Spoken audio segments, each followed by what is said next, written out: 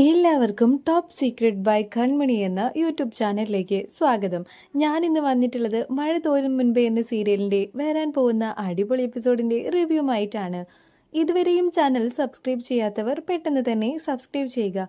എങ്കിലേ വരാൻ പോകുന്ന അടിപൊളി എപ്പിസോഡുകളുടെ റിവ്യൂ പെട്ടെന്ന് തന്നെ നിങ്ങൾക്ക് കാണാൻ കഴിയൂ. എന്നാൽ നമുക്ക് വീഡിയോയിലോട്ട് പോവാം.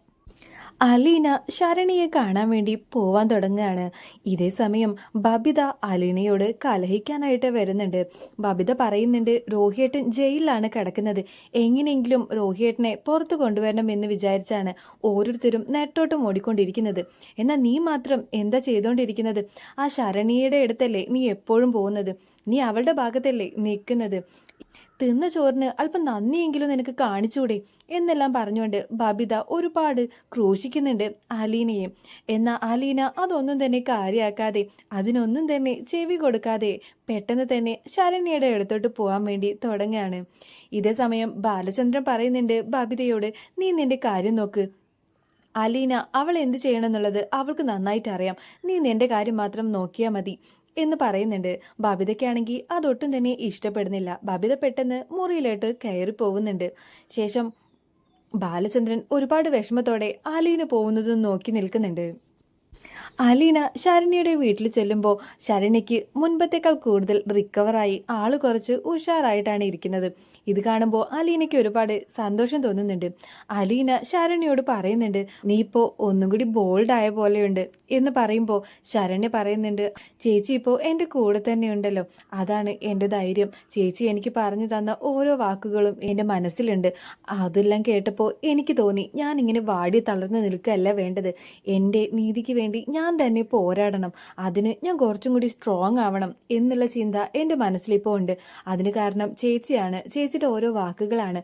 അതുകൊണ്ടാണ് ഞാനിപ്പോൾ ഉഷാറായിട്ട് ഇരിക്കുന്നത്, ഞാനിപ്പോൾ സ്ട്രോങ് ആണ് എന്നെല്ലാം പറയുമ്പോൾ അലീന പറയുന്നുണ്ട്, അത് തന്നെയാണ് മോളെ വേണ്ടത്. നീ ഇങ്ങനെ വാടിക്കുഴഞ്ഞൊന്നും ഇരിക്കാൻ പാടില്ല. നീ നല്ല സ്ട്രോങ് ആയി നിന്ന് നിന്റെ നീതിക്ക് വേണ്ടി നീ തന്നെ പോരാടണം.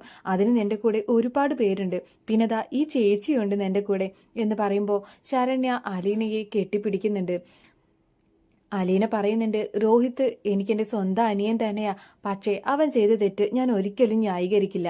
ഞാൻ എപ്പോഴും നിന്റെ കൂടെ മാത്രമേ നിൽക്കുള്ളൂ, കാരണം നിനക്ക് നീതി ലഭിക്കണം, അതാണ് എൻ്റെ ഏറ്റവും വലിയ ആഗ്രഹം എന്ന് പറയുമ്പോൾ ശരണ്യ പറയുന്നുണ്ട്, ചേച്ചി എൻ്റെ അടുത്ത് രോഹിത്ത് അങ്ങനെ ഒരു തെറ്റ് ചെയ്തിട്ടില്ല എന്ന് പറയുന്ന സമയത്ത് അലീന ചോദിക്കുന്നുണ്ട്, എന്താ മോളെ നീ പറയുന്നത്? അവരെല്ലാവരും കൂടിയല്ലേ നിന്നെ എന്ന് ചോദിക്കുമ്പോൾ ശരണ്യ പറയാണ്, ഇല്ല ചേച്ചി, എന്നെ ഹരിയും അവൻ്റെ കൂട്ടുകാരും ഒക്കെ കൂടി എല്ലാവരും കൂടി റേപ്പ് ചെയ്തെന്നുള്ളത് ശരി തന്നെയാ, പക്ഷേ അതിലൊരിക്കലും രോഹിത് ഉണ്ടായിരുന്നില്ല. ഹരിയാണ് എന്നോട് സ്നേഹം നടിച്ച് എന്നെ ചതിച്ചത്. എന്നെ ഒരു വീട്ടിലോട്ട് കൊണ്ടുപോയി അവിടെ ഒരു സെലിബ്രേഷൻ നടക്കുന്നുണ്ട്, അതുണ്ട് ഇതുണ്ട് എന്നെല്ലാം പറഞ്ഞുകൊണ്ട് കൊണ്ടുപോയത് ഹരിയാണ്. അതിൽ നിന്ന് തന്നെ എനിക്കൊരു വെള്ളമൊക്കെ കുടിക്കാൻ തന്നു, പക്ഷേ ഞാൻ അറിഞ്ഞില്ല ആ വെള്ളത്തിലുണ്ടായിരുന്നത് എന്നെ മയക്കി കിടത്താനുള്ള മരുന്നാണെന്ന്. അങ്ങനെ മയക്കിയിട്ടാ എന്നെ അവനൊരു മുറിയിൽ കൊണ്ടുപോയി കിടത്തിയതും എന്നെ ഇല്ലാണ്ടാക്കിയതും എന്നെല്ലാം പറഞ്ഞുകൊണ്ട് കരയുന്നുണ്ട് ശരണ്യ. മോളെ, നീ ഇനി അതൊന്നും ഓർത്ത് സങ്കടപ്പെടണ്ട, നീ അതെല്ലാം മറന്നു കളയണം, പക്ഷേ നിന്റെ നീതിക്ക് വേണ്ടി നീ പോരാടുകയും വേണം എന്ന് പറയുമ്പോൾ ശരണ്യ പറയുന്നുണ്ട്, അത് തന്നെയാണ് ചേച്ചി ഇനി എൻ്റെ മനസ്സിലുള്ളത്. പക്ഷേ രോഹിത് അവരുടെ കൂട്ടത്തിലുണ്ടായിരുന്നില്ല. അവൻ അവിടെ ഉണ്ടായിരുന്നു എന്നുള്ളത് ശരി തന്നെയാണ്, പക്ഷേ അവൻ എന്നെ ഒന്ന് തൊട്ടിട്ട് പോലുമില്ല. ശരിയാണ്, ഞാൻ മയങ്ങിക്കിടക്കുക തന്നെ ആയിരുന്നു, പക്ഷേ അവരെല്ലാവരും കൂടി എന്നെ ഒരു ദിവസം മുഴുവൻ ആ വീട്ടിലിട്ടുകൊണ്ട് കാണിച്ചു കൂട്ടിയത് എനിക്ക് ഓർക്കാൻ പോലും കഴിയുന്നില്ല.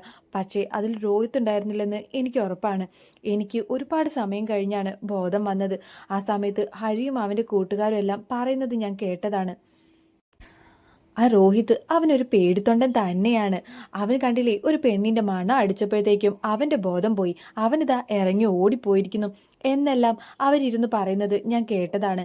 അതുകൊണ്ട് തന്നെ രോഹിത് എന്നെ ഒന്നും ചെയ്തിട്ടില്ല ചേച്ചി, ഇതെനിക്ക് ഉറപ്പായിട്ടുള്ള കാര്യമാണ് എന്ന് പറയുമ്പോൾ അലീന പറയുന്നുണ്ട്, മോളെ നീ പറയുന്നതെല്ലാം സത്യമാണോ എന്ന് ചോദിക്കുകയാണ്. ശരണ്യ പറയുന്നുണ്ട്, അതെ ചേച്ചി, ഞാൻ പറയുന്നതെല്ലാം സത്യമായിട്ടുള്ള കാര്യമാണ്. ഇപ്പോൾ രോഹിത്ത് ജയിലിൽ കിടക്കുന്നത് അവൻ ചെയ്യാത്ത തെറ്റിനാണ് എന്ന് പറയുമ്പോൾ അലീന പറയുന്നുണ്ട്, ദൈവമേ, അങ്ങനെയാണെന്നുണ്ടെങ്കിൽ എങ്ങനെയെങ്കിലും രോഹിയെ രക്ഷിച്ചേ പറ്റൂ എന്ന് പറയുമ്പോൾ ശരണ്യ പറയുന്നുണ്ട്, അതെ ചേച്ചി, രോഹിത്തിനെ രക്ഷിക്കണം, അവൻ ചെയ്യാത്ത കുറ്റത്തിനുള്ള ശിക്ഷയാണ് അനുഭവിച്ചുകൊണ്ടിരിക്കുന്നത്. മറ്റുള്ളവരാണ് എന്നെ ഉപദ്രവിച്ചത്, അവർക്കുള്ള ശിക്ഷ എന്തായാലും ലഭിക്കുകയും വേണം. ഞാൻ ഉറപ്പായും കോടതിയിൽ വന്നിട്ട് സത്യം എല്ലാം പറയും ചേച്ചി. രോഹിത് തന്നെ ഒന്നും തന്നെ ചെയ്തിട്ടില്ലെന്നുള്ള സത്യം ഞാൻ ഉറപ്പായും കോടതിയിൽ വന്നിട്ട് പറയും എന്ന് പറയുമ്പോൾ അലീന പറയുന്നുണ്ട്, ഒരുപാട് നന്ദിയുണ്ട് മോളെ. നീ തെറ്റ് ചെയ്യാത്ത ഒരാളെ ഒരിക്കലും ശിക്ഷ അനുഭവിക്കാൻ സമ്മതിക്കുന്നില്ലല്ലോ. നീ അവനോടുള്ള ദേഷ്യം വെച്ചുകൊണ്ട് ഒന്നും ചെയ്യുന്നില്ലല്ലോ. നിന്റെ മനസ്സ് അത്രയും വലുതാണ് എന്നെല്ലാം പറഞ്ഞുകൊണ്ട് ശരണിയെ കെട്ടിപ്പിടിക്കുന്നുണ്ട് അലീന. ശേഷം അലീന വീട്ടിലോട്ട് വരുന്നുണ്ട്. വീട്ടിലോട്ട് വരുന്നതും ബാലചന്ദ്രനോട് പറയുന്നുണ്ട് അലീന, അച്ഛാ ഒരു കാര്യമുണ്ട് എന്ന് പറയുമ്പോൾ ബാലചന്ദ്രൻ ചോദിക്കുന്നുണ്ട്, എന്താ ശരണി എന്തെങ്കിലും പറഞ്ഞോ എന്നോട് എന്ന് ചോദിക്കുമ്പോൾ അലീന പറയുന്നുണ്ട്, അതെ അച്ഛാ, അവൾ എന്നോടൊരു കാര്യം പറഞ്ഞിരുന്നു. അവളെ ഉപദ്രവിച്ച കാര്യം അവൾ എന്നോട് പറഞ്ഞു എന്ന് പറയുമ്പോൾ ബാലചന്ദ്രൻ പറയുന്നുണ്ട്, വേണ്ട മോളെ, എനിക്കതൊന്നും കേൾക്കണ്ട. എൻ്റെ മോൻ ഒരു പെൺകുട്ടിയെ മൃഗീയമായിട്ട് ഇല്ലാണ്ടാക്കിയ കഥ എനിക്ക് കേൾക്കണ്ട അത് എന്ന് പറയുമ്പോൾ അലീന പറയാണ്, ഇല്ല അച്ഛ, നമ്മുടെ രോഹി അവനൊരു പാവമാണ്. അവനൊരു തെറ്റും ചെയ്തിട്ടില്ല. ഹരിയും അവൻ്റെ കൂട്ടുകാരുമൊക്കെ ചേർന്ന ആ കുട്ടിയെ ഇല്ലാണ്ടാക്കിയത്. അതിൽ നമ്മുടെ രോഹിത്തിന് ഒരു കയ്യുമില്ല എന്ന് പറയുമ്പോൾ ബാലചന്ദ്രൻ പറയുന്നുണ്ട്, ഒന്നും ഇല്ലെന്നോ? അപ്പോൾ അവരുടെ കൂട്ടത്തിൽ രോഹിത്തും ഉണ്ടായിരുന്നില്ലേ എന്ന് ചോദിക്കുകയാണ്. അവൻ അവരുടെ കൂട്ടത്തിലുണ്ടായിരുന്നു എന്നുള്ളത് ശരി തന്നെയാ, പക്ഷേ ശരണിയെ അവൻ ഒന്നും തന്നെ ചെയ്തിട്ടില്ല. പിന്നെ ശരണ്യ തന്നെ എന്നോട് ഈ കാര്യങ്ങളെല്ലാം പറഞ്ഞത്. രോഹിത്ത് അവിടുന്ന് ഇറങ്ങി ഓടിപ്പോയെന്നാ അവൾ പറഞ്ഞത്. ഹരിയും അവൻ്റെ കൂട്ടുകാരും കൂടി ചേർന്നാണ് ആ കുട്ടിയെ അത്തരമൊരു പ്രവൃത്തി ചെയ്തത്. ഒരിക്കലും രോഹിത്ത് അതിലും ഉണ്ടായിരുന്നില്ലെന്ന് അവൾ ഉറപ്പിച്ച് പറയുന്നുണ്ട് എന്ന് പറയുമ്പോൾ ബാലചന്ദ്രൻ പറയുന്നുണ്ട്, അയ്യോ എൻ്റെ മോനപ്പോൾ ഒരു തെറ്റും ചെയ്യാതെയാണ് ഈ ശിക്ഷ അനുഭവിച്ചുകൊണ്ടിരിക്കുന്നത് എന്ന് പറയുമ്പോൾ അലീന പറയുന്നുണ്ട്, അതെ അച്ഛാ, എങ്ങനെയെങ്കിലും രോഹിത്തിനെ നമുക്ക് രക്ഷിക്കണം എന്ന് പറയാണ്. അതേ മോളെ, അവൻ എങ്ങനെയും രക്ഷിക്കണം. അവനൊരു തെറ്റും ചെയ്തിട്ടില്ലെങ്കിൽ അവൻ എന്തിനായി ശിക്ഷയെല്ലാം അനുഭവിക്കുന്നത്? എന്നാൽ ഹരിയും അവൻ്റെ കൂട്ടുകാരുമെല്ലാം രോഹിത്ത് ഇതേ തെറ്റ് ചെയ്തിട്ടുണ്ടെന്ന് തന്നെയല്ലേ പറഞ്ഞത് എന്ന് പറയുമ്പോൾ അലീന പറയുന്നുണ്ട്, അത് അങ്ങനെയല്ലേ പറയൂ, അവനെ രക്ഷപ്പെടാൻ അവർ സമ്മതിക്കില്ലല്ലോ അച്ഛാ എന്ന് പറയുമ്പോൾ ബാലചന്ദ്രൻ പറയുന്നുണ്ട്, അത് ശരി തന്നെയാണ്. എങ്ങനെയെങ്കിലും രോഹിത്തിനെ രക്ഷിക്കണം. എൻ്റെ മോനൊരു തെറ്റും ചെയ്തിട്ടില്ലെന്ന് പറയുമ്പോൾ എനിക്ക് ഒരുപാട് സന്തോഷം തോന്നുന്നുണ്ട് മോളെ എന്ന് പറയാണ്. അതെ അച്ഛ, രോഹിത്ത് ഒരു തെറ്റും ചെയ്തിട്ടില്ല. അച്ഛൻ്റെ മനസ്സിൻ്റെ നന്മ കുറച്ചെങ്കിലും അവന് കിട്ടാതിരിക്കില്ലല്ലോ. അവനൊരു പെൺകുട്ടിയെ ഇങ്ങനെ മൃഗീയമായി പീഡിപ്പിക്കാനുള്ള ധൈര്യമൊന്നും ഇല്ല അച്ഛ എന്ന് പറയുന്നുണ്ട്. ഇത് കേൾക്കുമ്പോൾ ബാലചന്ദ്രൻ പറയാണ്, ഇപ്പോഴാ എനിക്കൊരു സമാധാനമായത്. ഞാൻ വളർത്തിക്കൊണ്ട് വന്ന എൻ്റെ മകൻ ഇങ്ങനെയൊരു ദുഷ്ടപ്രവൃത്തി ചെയ്തു എന്ന് പറയുമ്പോൾ തന്നെ എനിക്ക് എന്നോട് തന്നെ ഭയങ്കര ദേഷ്യമൊക്കെ തോന്നിയിരുന്നു. എന്നാൽ ഇപ്പം എൻ്റെ മനസ്സിന് ഒരു സമാധാനമൊക്കെ ഉണ്ട്. എങ്ങനെയും എൻ്റെ മോനെ എനിക്ക് രക്ഷിച്ചെടുക്കണം എന്ന് പറയാണ്. അലീന പറയുന്നുണ്ട്, എന്നാൽ നമുക്ക് റോഹിയെ കാണാൻ ഒന്നും കൂടി പോയാലോ അച്ഛ? അന്ന് പോയപ്പോൾ അവൻ നമ്മളോട് ഒന്നും പറയാനോ ഒന്നിനും കൂട്ടാക്കിയില്ലല്ലോ. അവൻ്റെ മനസ്സിൽ അത്രയും ദേഷ്യവും സങ്കടവും എല്ലാം ഉള്ളതുകൊണ്ടായിരിക്കും അവൻ നമ്മളോടൊന്നും പറയാതിരുന്നത്. അന്ന് അവനെ പോലീസുകാരെല്ലാം നമ്മുടെ വീട്ടിൽ കൊണ്ടുവന്നപ്പോൾ അവൻ നമ്മളോട് പറഞ്ഞിരുന്നില്ലേ അവനൊരു തെറ്റും ചെയ്തിട്ടില്ലെന്ന്? അന്ന് നമ്മൾ ആരും അത് വിശ്വസിക്കാൻ കൂട്ടാക്കിയില്ല. അതിൻ്റെ കൂടി ദേഷ്യമായിരിക്കും അവന്. ഒരു തെറ്റും ചെയ്യാത്ത ഒരാൾ ശിക്ഷ അനുഭവിക്കുമ്പോൾ അയാളുടെ മാനസികാവസ്ഥ എന്തെന്ന് നമുക്ക് ചിന്തിക്കാവുന്നതല്ലേ ഉള്ളൂ അച്ഛ എന്ന് പറയാണ്. അതേ മോളെ, അതുകൊണ്ട് തന്നെയാണ് അവൻ അന്ന് നമ്മളോട് ഒന്നും മിണ്ടാതിരുന്നത്. നമ്മളോട് ആ ദേഷ്യം കാണിച്ചതെല്ലാം ആ ഒരു കാര്യം കൊണ്ട് തന്നെയായിരിക്കും എന്നെല്ലാം പറയുന്നുണ്ട് ബാലചന്ദ്രൻ പറയുന്നുണ്ട്, നമുക്ക് പെട്ടെന്ന് തന്നെ അവനെ കാണാൻ പോണം മോളെ. അവൻ്റെ മനസ്സിന് ധൈര്യം കൊടുക്കണം. എന്നാലേ അവൻ കോടതിയിൽ അവൻ ഇത്രയൊരു തെറ്റ് ചെയ്തിട്ടില്ലെന്ന് സ്ട്രോങ് ആയി തന്നെ പറയുള്ളൂ എന്നും പറഞ്ഞുകൊണ്ട് ബാലചന്ദ്രൻ മനുവിനെ വിളിക്കുന്നുണ്ട്. മനു, നമുക്ക് രോഹിയെ കാണാൻ പോണടാ എന്ന് പറയുമ്പോൾ മനു പറയുന്നുണ്ട്, അത് നമ്മൾ അന്ന് പോയപ്പോൾ തന്നെ കണ്ടില്ലേ, അവൻ നമ്മളോട് ഒന്നും തന്നെ സംസാരിക്കാനോ നമ്മളുടെ അടുത്ത് നിൽക്കാൻ പോലും അവൻ ഒട്ടും മനസ്സ് കാണിക്കുന്നില്ലല്ലോ എന്ന് പറയുമ്പോൾ ബാലചന്ദ്രൻ പറയുന്നുണ്ട്, അതെ, അവൻ്റെ മനസ്സിൽ അത്രയും വിഷമം ഉള്ളതുകൊണ്ടാടാ ഇത്. അവനൊരു തെറ്റും ചെയ്തിട്ടില്ല. എൻ്റെ രോഹി അവനൊരു പാവമാണ്. അവൻ ആ പെൺകുട്ടിയെ ഉപദ്രവിച്ചിട്ടില്ല എന്ന് പറയുന്ന സമയത്ത് മനു പറയുന്നുണ്ട്, എന്തൊക്കെ ആംഗ്ലി പറയുന്നേ? അവൻ ആ തെറ്റ് ചെയ്തുകൊണ്ടല്ലേ അവൻ ജയിലിൽ കിടക്കുന്നത് എന്ന് ചോദിക്കുകയാണ്. ഇല്ല, ഇന്ന് അലീന പോയിരുന്നു ശരണ്യെ കാണാൻ. ശരണ്യ തന്നെയാ പറഞ്ഞത് രോഹിത് അവളെ ഒന്നും തന്നെ ചെയ്തിട്ടില്ല എന്നുള്ള കാര്യം. അവൻ നിരപരാധിയാണടാ, എൻ്റെ മോൻ നിരപരാധിയാണ് എന്നൊരുപാട് സന്തോഷത്തോടെ ബാലചന്ദ്രൻ പറയാണ്. ഇത് കേൾക്കുന്ന സമയത്ത് മനുവിനും ഒരുപാട് സന്തോഷം തോന്നുന്നുണ്ട്. ഇത് ശരിയാണോ അങ്കിൾ എന്ന് ചോദിക്കുമ്പോൾ, അതേടാ, ശരിയായിട്ടുള്ള കാര്യമാണ്. അലീന നമ്മളോട് കള്ളം പറയില്ലല്ലോ എന്ന് പറയാണ്. എന്നാൽ നമുക്ക് ഇപ്പം തന്നെ അവനെ കാണാൻ വേണ്ടി പോവാം എന്ന് പറഞ്ഞുകൊണ്ട് ബാലചന്ദ്രനും അലീനയും മനുവും കൂടി രോഹിത്തിനെ കാണാൻ പോകുന്നുണ്ട്. പോകുന്ന സമയത്ത് കാറിൽ ഇരുന്നു കൊണ്ട് അവർ ശരണ്യയുടെ കാര്യം പറയുന്നുണ്ട് അലീന. ശരണ്യ ഇപ്പൊ കുറച്ചുകൂടി സ്ട്രോങ് ആയിരിക്കുകയാണ്.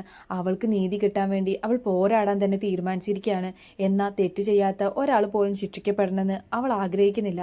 അതുകൊണ്ടാണ് രോഹിത് ഒരു തെറ്റും ചെയ്തിട്ടില്ലെന്നുള്ള സത്യം അവൾ തുറന്നു പറഞ്ഞത്.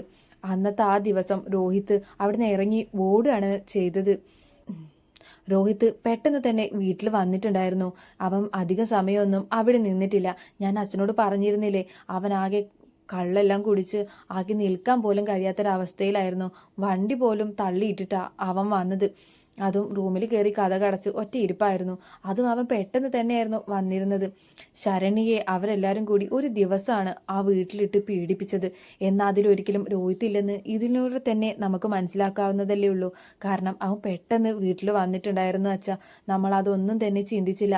അവനെ സംശയിക്കുകയല്ലേ ചെയ്തത് എന്ന് പറയുമ്പോൾ ബാലചന്ദ്രൻ പറയുന്നുണ്ട്, ഇങ്ങനൊരു കേസിൽ പെട്ടെന്ന് പറയുമ്പോൾ നമ്മളെല്ലാവരും അങ്ങനെ തന്നെയല്ലേ ചിന്തിക്കുക.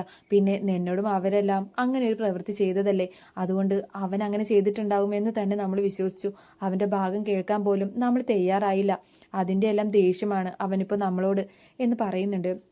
മനു പറയുന്നുണ്ട്, അവൻ അത്രയൊരു പ്രവൃത്തി ചെയ്തിട്ടില്ലെന്ന് അറിയുമ്പോൾ ഒരുപാട് സന്തോഷം തോന്നുന്നുണ്ട്. എന്നാ കണ്ടില്ലേ ഹരി, അവനാണ് ഇതിൻ്റെ എല്ലാത്തിൻ്റെയും സൂത്രധാരൻ എന്ന് അറിയുമ്പോൾ എനിക്ക് എന്നോട് തന്നെ ദേഷ്യം തോന്നുക. അവൻ്റെ ഏട്ടനായി പോയില്ലേ ഞാൻ എന്നെല്ലാം പറയാണ്. ശേഷം ജയിലിലെത്തിയതും രോഹിത്തിനോട് സംസാരിക്കാൻ വേണ്ടി പോകുന്നുണ്ട്. രോഹിത്തിനെ കാണാൻ ഒരു വിസിറ്റർ ഉണ്ടെന്ന് പോലീസുകാർ പറയുമ്പോൾ രോഹിത്ത് പറയുന്നുണ്ട്, എനിക്കാരെയും കാണണ്ട എന്ന് പറയുമ്പോൾ പോലീസുകാർ പറയുന്നുണ്ട്, അതിന് എൻ്റെ പെർമിഷൻ നോക്കിയിട്ടൊന്നല്ല ഇവിടെ ആൾക്കാരെ കാണിക്കുന്നത്, മര്യാദയ്ക്ക് അങ്ങോട്ടേക്ക് ചെല്ലടാ എന്ന് പറഞ്ഞുകൊണ്ട് രോഹിത്തിനെ ഉന്തിത്തള്ളി അങ്ങോട്ടേക്ക് കൊണ്ടുപോകുന്നുണ്ട്. അവിടെ ചെല്ലുന്നതും ബാലചന്ദ്രനെ കാണുമ്പോൾ രോഹിത്ത് പറയുന്നുണ്ട്, നിങ്ങൾ എന്തിനാ പിന്നെ എന്നെ കാണാൻ വന്നിരിക്കുന്നത്? നിങ്ങളോട് ഞാൻ അന്നേ പറഞ്ഞതല്ലേ എന്നെ കാണാൻ വരണ്ടെന്ന് എന്നെല്ലാം പറയുകയാണ്. ഞങ്ങൾ വന്നത് ഒരു കാര്യം പറയാൻ വേണ്ടിയിട്ടാ, നിനക്ക് സന്തോഷമുള്ള ഒരു കാര്യം പറയാൻ വേണ്ടിയിട്ടാ എന്ന് പറയാണ്. സന്തോഷമോ? എന്ത് സന്തോഷം? എന്നെ ഇവിടുന്ന് ജാമ്യത്തിൽ ഇറക്കാൻ പോവായിരിക്കും അതല്ലേ എന്ന് ചോദിക്കുമ്പോൾ മനു പറയുന്നുണ്ട്, അതൊന്നും അല്ലട രോഹി, നീ ഒരു തെറ്റും ചെയ്തിട്ടില്ലെന്നുള്ള കാര്യം ശരണ്യ അലീനയോട് തുറന്നു പറഞ്ഞു. നീ ഇതിൽ നിരപരാധിയാണെന്ന് ആ കുട്ടി അലീനയോട് പറഞ്ഞിട്ടുണ്ട് എന്ന് പറയുമ്പോൾ രോഹിത് ആകെ അന്തം വിട്ട് നോക്കുന്നുണ്ട്. അവൾ അങ്ങനെ പറഞ്ഞോ എന്ന് ചോദിക്കുകയാണ്. അതെ, തെറ്റ് ചെയ്യാത്ത ഒരാളും ശിക്ഷിക്കപ്പെടരുതെന്ന അവൾ എന്നോട് പറഞ്ഞത്. നീ അവളെ ഒന്നും ചെയ്തിട്ടില്ലെന്ന് അവൾ പറഞ്ഞു. അവൾ ഈ സത്യങ്ങളെല്ലാം കോടതിയിൽ വന്ന് പറയുകയും ചെയ്യും. നിന്റെ കൂടെ ഞങ്ങൾ എല്ലാവരും ഉണ്ട്. നീ ധൈര്യമായിട്ട് ഇരിക്കണം. കോടതിയിൽ നീ ഉണ്ടായ കാര്യങ്ങളെല്ലാം തന്നെ തുറന്നു പറയണം എന്നെല്ലാം പറയാണ്. രോഹിത് പറയുന്നുണ്ട്, എനിക്കിത് വിശ്വസിക്കാൻ കഴിയുന്നില്ല എന്ന് പറയുമ്പോൾ വിശ്വസിക്കണം, അവൾ നല്ലൊരു കുട്ടിയാണ്, അതുകൊണ്ടാണ് നിന്നെ രക്ഷിക്കാൻ അവൾ തീരുമാനിച്ചത്. നീ നിരപരാധിയാണെന്ന് അവൾ ഞങ്ങളോട് എല്ലാവരോടും പറഞ്ഞത്. ഇനി കോടതിയിലും അവൾ ഈ കാര്യം തന്നെ പറയുമെന്ന് ഉറപ്പ് തന്നിട്ടുണ്ട്. അതുകൊണ്ട് നീ ചെയ്യേണ്ടത്, നീ എല്ലാ കാര്യങ്ങളും കോടതിയിൽ തുറന്ന് പറയണം. ആരൊക്കെയാണ് അവളെ ഉപദ്രവിച്ചതെന്നും എന്തൊക്കെയാണ് ചെയ്തതെന്നും അവരെന്തൊക്കെയാണ് പ്ലാൻ ചെയ്തതെന്നും എല്ലാം പറയണം. നീ ഒരു തെറ്റും ചെയ്തിട്ടില്ലെങ്കിൽ നീ എന്തായാലും കോടതിയിൽ നിന്ന് രക്ഷപ്പെടുക തന്നെ ചെയ്യും. നീ ഒരിക്കലും ജയിലിൽ കിടക്കേണ്ടി വരില്ല എന്ന് പറയുമ്പോൾ രോഹിത്, നിങ്ങൾ എന്നോട് ഈ പറയുന്നതെല്ലാം സത്യം തന്നെയാണോ എന്ന് ചോദിക്കുകയാണ്. പിന്നെ അല്ലാതെ സത്യമായിട്ടുള്ള കാര്യം തന്നെയാണ് ഞങ്ങൾ പറയുന്നത്. നീ സ്ട്രോങ് ആയിട്ട് നിൽക്ക്. നിനക്ക് എന്തായാലും ജാമ്യം കിട്ടും. നീ എന്തായാലും പുറത്ത് വരികയും ചെയ്യും. നീ ഒരു തെറ്റും ചെയ്തിട്ടില്ല. എൻ്റെ മകൻ നശിച്ചു പോയെന്ന് ഓർത്ത് ഞാൻ ഒരുപാട് വിഷമിച്ചിരുന്നു. പക്ഷേ ഇല്ല, എൻ്റെ മകനെ ഞാൻ വളർത്തിയത് നല്ല രീതിക്ക് തന്നെയാ. നീ ഒരിക്കലും വഷളായി പോയിട്ടില്ലടാ. ഈ അച്ഛന് ഒരുപാട് അഭിമാനം തോന്നുന്നുണ്ട് ഇപ്പോൾ നിന്നെക്കുറിച്ച് ആലോചിക്കുമ്പോൾ എന്നെല്ലാം ബാലചന്ദ്രൻ പറയുമ്പോൾ രോഹിത് പൊട്ടിക്കരയുന്നുണ്ട്. ഞാൻ ഒരു തെറ്റും ചെയ്തിട്ടില്ല അച്ഛാ, അതുകൊണ്ടാണ് എനിക്ക് ഇത്രയും ദേഷ്യവും സങ്കടവും എല്ലാം തോന്നിയത്. ഞാൻ ഒരു തെറ്റും ചെയ്തിട്ടില്ല, ഞാനിതിൽ പെട്ടുപോയതാണ് എന്നെല്ലാം പറയാണ്. ഞങ്ങൾക്ക് മനസ്സിലായടാ മോനെ, നീ ഇനി വിഷമിക്കണ്ട, നീ എന്തായാലും രക്ഷപ്പെടും, നീ ധൈര്യത്തോടെ തന്നെ നിൽക്കണം എന്നെല്ലാം പറഞ്ഞുകൊണ്ട് ബാലചന്ദ്രനും മനു എല്ലാം രോഹിത്തിനും ധൈര്യം കൊടുക്കുന്നുണ്ട്. ശേഷം ബാലചന്ദ്രനും മനുവും അലീനയും പോകാൻ വേണ്ടി തുടങ്ങുന്ന സമയം അലീനയെ രോഹിത് വിളിക്കുന്നുണ്ട്. നിങ്ങൾ എനിക്ക് വേണ്ടി ചെയ്യുന്നത് വളരെ വലിയൊരു കാര്യമാണ്. ഇതിന് നിങ്ങളോട് എത്ര നന്ദി പറഞ്ഞാലും മതിയാവില്ല എന്ന് അലീനയോട് പറയുമ്പോൾ അലീന പറയുന്നുണ്ട്, നിന്നെ രക്ഷിക്കേണ്ടത് എൻ്റെ കടമയാ. നീ എൻ്റെ അനിയനല്ലേ, നിന്നെ രക്ഷിച്ചെടുക്കുക തന്നെ ചെയ്യും ഞാൻ. നീ ഒരു തെറ്റും ചെയ്തിട്ടില്ലെന്ന് അറിഞ്ഞപ്പോൾ എനിക്ക് ഒരുപാട് സന്തോഷമായി. നീ ഉറപ്പായും രക്ഷപ്പെടും. നിന്നെ രക്ഷിക്കാൻ ഇനി ഞാനാണ് മുന്നിട്ടിറങ്ങാൻ പോകുന്നത്. നിന്നെ എന്തായാലും ഞാൻ രക്ഷിച്ചിരിക്കും എന്നെല്ലാം അലീന പറയുമ്പോൾ അലീനയുടെ മുന്നിൽ കൈകൂപ്പി തൊഴുന്നുണ്ട് രോഹിത്. ഇത്രയുമാണ് വരാൻ പോകുന്ന എപ്പിസോഡിൽ നടക്കാൻ പോകുന്നത്. ഈ എപ്പിസോഡിൻ്റെ ബാക്കി ഭാഗവുമായി അടുത്ത ദിവസം വരുന്നതായിരിക്കും. വീഡിയോ ഇഷ്ടപ്പെട്ടാൽ ലൈക്ക് ചെയ്യാനും നിങ്ങളുടെ അഭിപ്രായങ്ങൾ കമൻറ്റ് ചെയ്യാനും മറക്കരുത്.